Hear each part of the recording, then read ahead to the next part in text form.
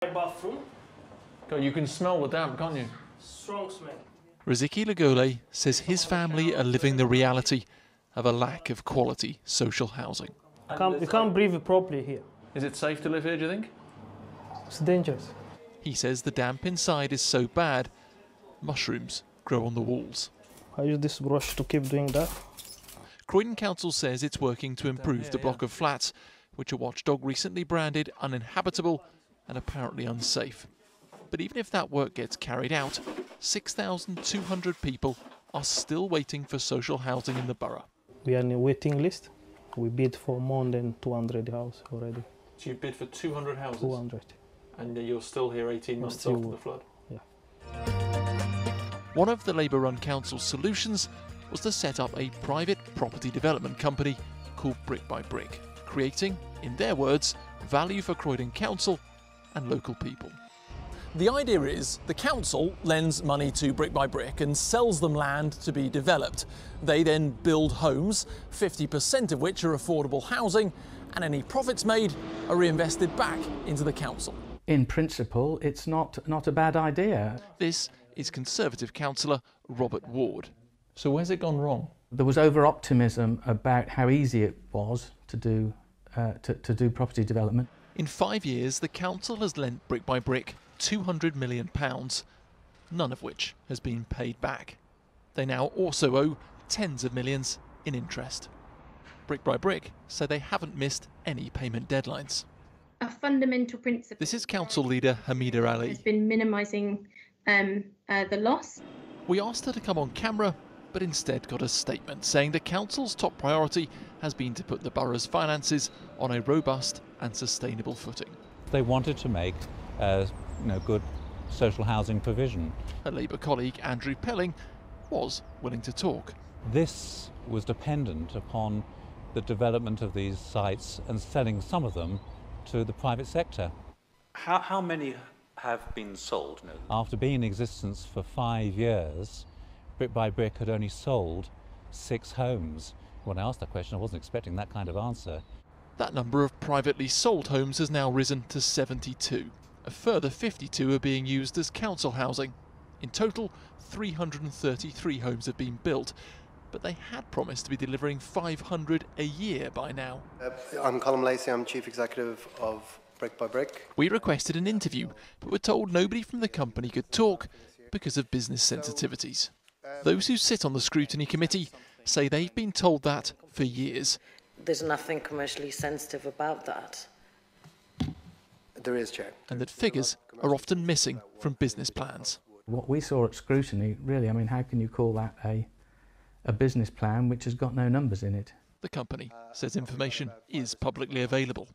I think it's been an absolute shambles. Some who live next door to developments say they're not getting answers either. Well, most mornings I get up and part of the walls crumbled due to it cracking and movement. Lisa Williams says building work has caused her council flat's walls to break up. We've got a lot of movement out here. And her to nearly break down.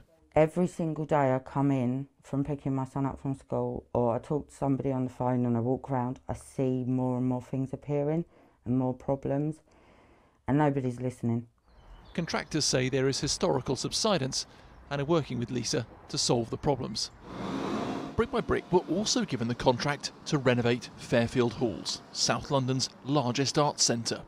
The costs should have been covered by profit made from building more than 400 flats next door on College Green. But as you can see, no flats have been built.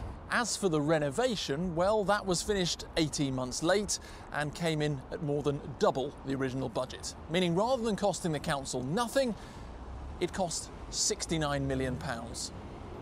Brick by Brick say the overrun was a result of unforeseen complications, including the removal of asbestos. Can you believe all this land was sold for £1? Then there are questions about planning. The whole site. Tony Campbell lives near the Montpellier Road development. They said that the top of these buildings here would be the same height as the bank, and it surely, you can see it's not. Brick by Brick say the cost of land was more than £1 when bundled with other properties, and that the buildings do meet regulations. But it is a fact not a single planning application of Brick by Bricks was rejected for the first 4 years, despite plenty of local opposition. The planning department is in with Brick to Brick, because if anybody else had done this, they would have made them take it down and do it again, because they've used the wrong colour bricks, the buildings are not where they're supposed to be, but they get away with it. Tonight, what went so wrong at Croydon Council? In November last year, the council admitted it was bust. Austerity, cutbacks and COVID played a part, but according to PwC's report, commissioned by the council themselves, delays in bringing new homes to the market had put the council at serious financial risk. Brick by Brick couldn't pay back the council the money that it had been lent to it, and that in the end sunk the council in terms of the cash flow disaster that we had late last year. There had been warnings. Will you pull the plug, at least for now? But according to the auditors Grant Thornton, there was a collective corporate blindness in the council and a lack of opposition to an inner circle who exercised a great deal of control. They didn't seem to recognise that things were going wrong, and they just did more and more. The plan is now to sell Brick by Brick to recoup money loaned. There's one interested buyer, believed to be Urban Splash. We will be able to recoup most of the monies that have been lent, but I don't think you go into the property development and actually hoping to make a loss like that. In preparation for the sale, the council has approved moving the £69 million Fairfield Halls renovation costs onto their books, agreeing to an extra £10 million loan and to buy 104 of the flats. At the end of the day, what we will end up with is housing built in Croydon and debts on the council's balance sheet that the people of Croydon will have to pay off over the next decades. Number one.